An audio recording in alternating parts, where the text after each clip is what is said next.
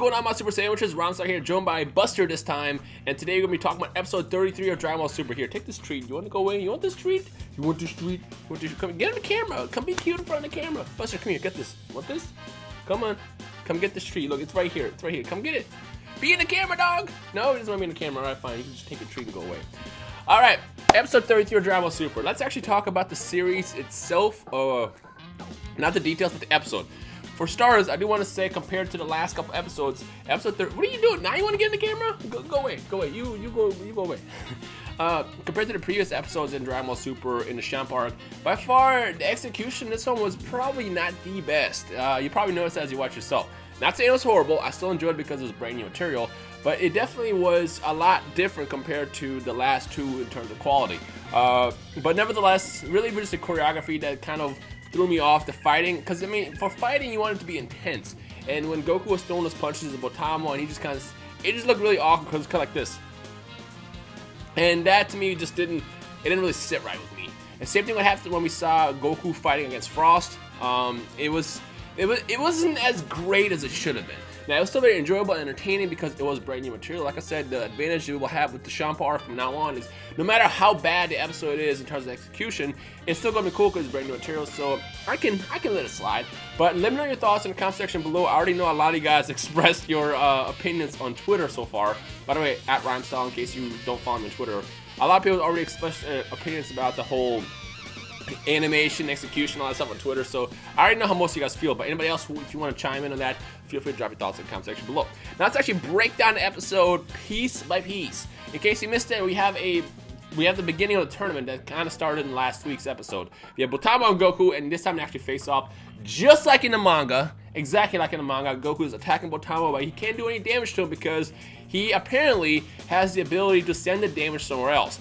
This is actually revealed by Jocko, but he says probably. But from the looks of it, he was probably right. So anytime you attack Botamo, he essentially has the ability to just take that power and push it somewhere else. Which, you know, again, as I've talked about before, I feel like Universe 6 is not built up of super strong fighters like on Goku and Vegeta's level in terms of strength. But what makes them special is the fact that they all have unique abilities that make them basically a threat. In this case, someone like Botamo could be pretty dangerous, and even Goku himself says, if this wasn't a tournament, I would have been in trouble. Now, just like in the manga, what we see Goku do is he just literally pushes him over and tosses him out, and he reveals basically because Botamo has a secret ability that he relies on, this kind of makes him not that great of a fighter or opponent. Gosh, my hair is so freaking long. I finally get a haircut this on Tuesday. So I'm excited about that. That's tomorrow. I cannot wait because I have to wait for a long time. Let my hair grow out because I was recovering from my LASIK surgery because you cannot hair fall into my eyes. But yeah, back to focusing.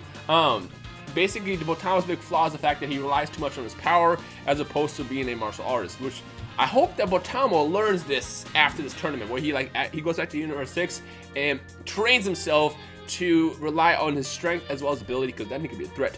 But because this is a tournament, all you have to do is knock someone out or ring them out, and that's what Goku does. He pushes them over, drags them to the end of the tournament ring, and then tosses them out just like in the manga. Absolutely hilarious. I love that. So the interesting thing that happens next is Champa reveals, well, two things is revealed about Champa. Number one, he is kind of a sore loser. He calls Goku a cheater.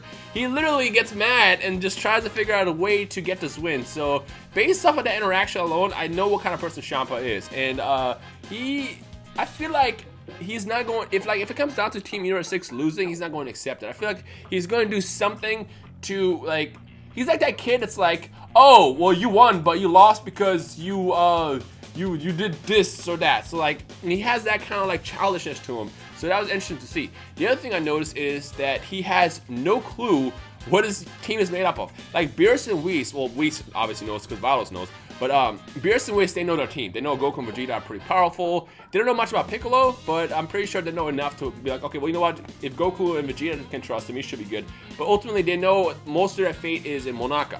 Now, as far as Champa and Vados, seems like Vados did all the work in terms of finding Team Universe 6, because everything that happens throws Champa off. When Champa saw Frost transform, for example, he was like, oh, he could transform. Or when he even saw Goku transform, he's like, dude, Saiyans transform. He's like, dude, did you not do your homework? Did you not do your homework before you did any of that? And again, going back to what I said about Champa a couple of days ago, he isn't really, he's like an interesting guy of destruction. He's a guy of destruction, but he's not really. He's just lazy, and he lets Vados do all the work. So in this case, it was Vados that went through and recruited all the team members for Universe 6, and it makes sense. She kind of does she pulls all the strings. But it's just also interesting to see. Wow, I can't speak. Interesting point to talk about. When Goku transforms, Kabe was confused. Champa says Saiyans transforms, and to which Kabe responds, "No, I've never seen or heard anything like this." Now I'm curious.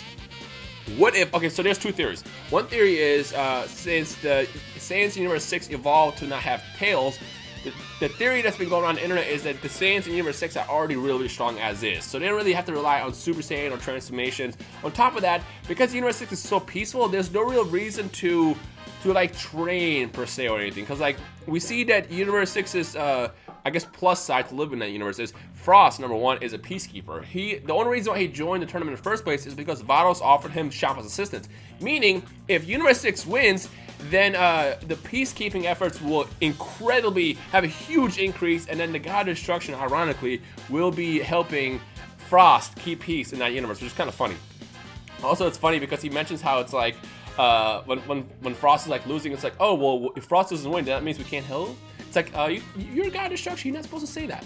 But no, it's interesting to see that Frost or Universe 6 is so peaceful that there's probably no real reason for Super Saiyans to exist. Now, I'm pretty sure that Kabe on his inside has a Super Saiyan transformation as well as all the Saiyans in Universe 6, but they never had real reason to use it. So, two theories. Either one, Kabe in the future will not have any transformation at all during his part when he fights. Or two, when he's fighting whoever, I feel like he's going to get matched up against Vegeta. When he fights Vegeta, if that's who he fights, I feel like what's going to happen is it's going to trigger a Super Saiyan transformation for the first time. So, I'm really hyped about that if it actually happens, because one thing that we've been missing in the post-Dragon Ball Z era, so in Dragon Ball Super, Battle of Gods, and Resurrection F, is a epic transformation. If you guys remember the very first time I saw Goku transform into Super Saiyan on Pandemic, epic. When we saw Gohan go Super Saiyan 2, epic. When we saw Goku go Super Saiyan 3, epic. Every single transformation that ever existed in Dragon Ball has been epic. But in Battle of God, Super Saiyan guy with the red hair was just holding hands. Wasn't really a big fan of that. Then when we see the blue hair Super Saiyan got Super Saiyan, or Super Saiyan Blue get revealed in Resurrection F, it's just like, oh, here it is. It's like, oh, really? You could have been more epic than that? So I'm hoping that when it comes down to Kabe fighting whoever, preferably Vegeta, that Vegeta brings it out of him. Because that could be awesome. Now, granted, I still feel like Vegeta has the upper hand here because clearly you can tell there's a big difference in power between Universe 6 and 7. So I feel like if it comes down to it, it'll be Super Saiyan Vegeta versus Super Saiyan Kabe at some point. Like, it's going to trigger that transformation, and that fight's going to be awesome. Calling it right now. If you have any theories around that, feel free to drop your thoughts in the comment section below. But ultimately, that's one interesting thing that was revealed during that fight. Now, the next part of the episode, and this is the real interesting one. This is the one that has a whole community up in the air just talking about it. And that was the outcome to Frost versus Goku. Now, we already knew that Frost is going to lose, or that Goku was going to lose to Frost, excuse me, because of episode 34's title is Piccolo versus Frost. All hope in the Makansapo, I believe, something like that. Point is, it was Piccolo versus Frost. So we already knew if Frost is still fighting, then that means Goku is out. Now, the interesting thing is he gets knocked out because he gets tired or something. Now, I made a video actually yesterday with Kwame talking about how either it's a special ability that Frost has, or two, it was something else prior to the fight. Because if you guys remember, before he got in a fight with Botamo, Goku wasn't his 100%. And I'm starting to think, actually, because of the outro, the preview to the next episode, Goku himself says that was a weird technique. So now I'm more confident that the reason why Goku fell is because Frost does some kind of crazy ability on him. Like, because when you start a part where they punch each other like this, there's like a little spark. And then after that, he's out, and then I almost called him Frieza. And then Frost smiled and knocked him out. So I'm really confident that that's ultimately what happened. Because when it came down to it, the difference in strength between Super Saiyan Goku and Frost were like this. Like, this is Frost, sadly, and then you have Goku up here, which kind of sucks because I love Frost's character. Like, even you had Bulma cheering for Frost at some point in that fight. So it's really interesting to see how awesome Frost is, and then how different they are in strength.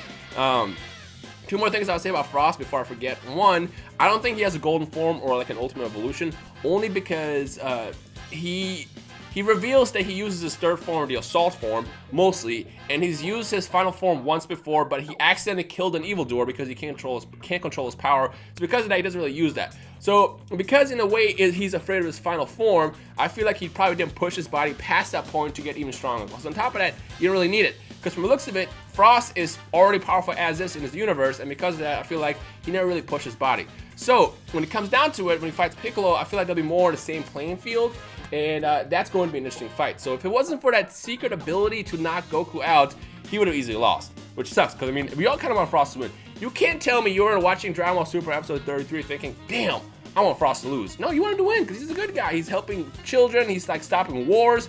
He is an awesome character, and that's why I really, really enjoy him.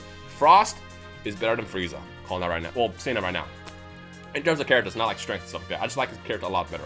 But yeah, and then episode ends with, you know, Goku getting knocked out. We have a little cliffhanger, and now we wait until next week to see what Piccolo actually does to Frost in the next round. So that's pretty exciting. I think that's everything I wanted to cover. Yes, I might have missed something. If I missed something, feel free to drop your thoughts in the comment section below. But something else I wanted to say was another reason why I think that it was a special ability is because it's been kind of like revealed that Jocko has these super cool eyes, being able to see stuff that other people can't really see. And when the attack happened, he was the first person to know. It's like, oh snap, something just happened. So that's another reason why I think that he has a special ability to knock people out. It sucks that he had to win that way, but then again, anything goes. And it's not all about strength. At this point, basically, whoever can win by whatever means, as long as it's not killing, you should go for that. So it's not about the strongs, but the smarts in the situation. So that's what happened. Anyway, so that is episode 33 of Dragon Ball Super. It's exciting stuff. Let me know what you guys are thinking in the comment section below on the execution, on the actual story, on the revelations of Frost, all that stuff. Anything you have, I'm going to go Super Saiyan by just making my hair like stick up. Anything you have to say about that, just drop your thoughts in the comment section below. But other than that, I guess let's wait until next week and see what the next episode has in store for us. But I'm excited. This is really, really cool stuff. So yeah. Anyways, ladies and gentlemen, I hope you guys enjoyed today's review. If you did, leave a like right below. Any questions, comments, feedback, thoughts, speculation, theories. You know how this works. This is my like 2,000th video. Just drop your thoughts in the comment section below. We'll take over there. As always, I hope you guys enjoy the rest of today. My name is Rhymestyle, and I'll see all y'all Super Sandwiches in the comment section below. Peace.